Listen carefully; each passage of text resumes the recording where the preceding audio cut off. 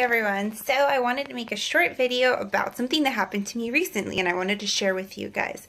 So for those of you that don't know, my commute from work to my house and from my house to work is horrendous. It's only about 10 miles, but literally it takes me 45 minutes to an hour to get to work every day. I literally cry. Like, I cannot believe it takes this much. And it's because of LA traffic. For those of you that are not from LA, you don't understand my pain. But for those of you that do live in LA, you understand exactly what I'm talking about. And every time I get on the road, it's like, I don't even know what to describe it. It's like you want to move to the boondocks because you just can't take it anymore. Well, long story short, basically, I was going home one day and I was just so frustrated because I had been looking for an apartment that was closer to work that could potentially be cheaper. But I work in the West LA Culver City area and I was thinking, okay, well, this is kind of like a pretty decent area and it's going to be really expensive, but I'll look around anyways. I spent so many hours going back and forth down every single block looking for a potential sign that said for rent to write down the numbers. The next day at work during my break, I could call these places because obviously by the time I get off work, everything is closed, everyone's gone, no one answers their phones. So I did this for the next few weeks and I was just so exhausted. By the time I would go home, I would leave work at 5 and then just go down street after street after street writing down numbers till it got dark when I couldn't do it anymore. And there was one day where my mom called me and I was already in a bad mood, and you know, it's really sad how we treat the people that are closest to us like the worst. Well, I was already irritated and I was really frustrated and sad and overwhelmed, and I was like, Mom, don't talk to me right now. Like, I don't want to talk to anyone. I'm just so frustrated. And she was like, okay. And I thought I hung up the phone, and then I just started crying out to the Lord. And you know, I don't know if any of you have ever done this, but when I mean crying out to the Lord, I mean like the ugly crying out to the Lord where you're like, please, like, I'm so tired, like, I can't deal with this anymore, please help me. Like that, like worse than a breakup cry.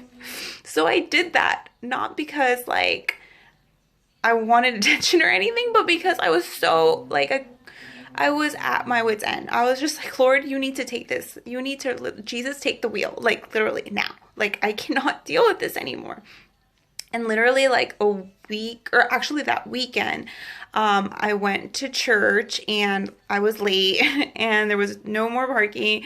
So I went around the block and I found a spot, and then I walked over to church. And on my way to church, I saw a sign that said for rent. And I was like, oh, maybe I should call there like after I get off church. And which I literally work across from church. So technically it's like really close.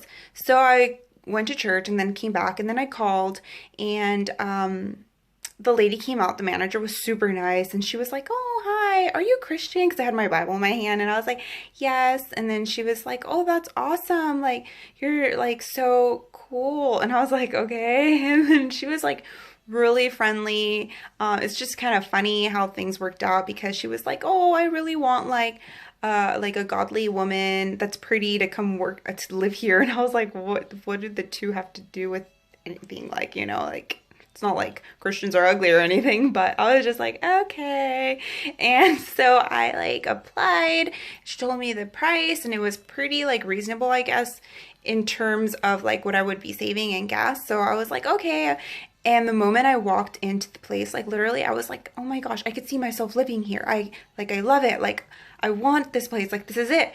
And it was an answer to prayer. And now, like a month later, after all the paperwork's done, after everything, I can officially say that I will not only be living walking distance from work, I will also be walking distance from church, which means I get to serve more. Yay. And I'm just so like without words at how good God is. Like, there's many times when we ask for something and we feel like, oh, God can't hear my prayers.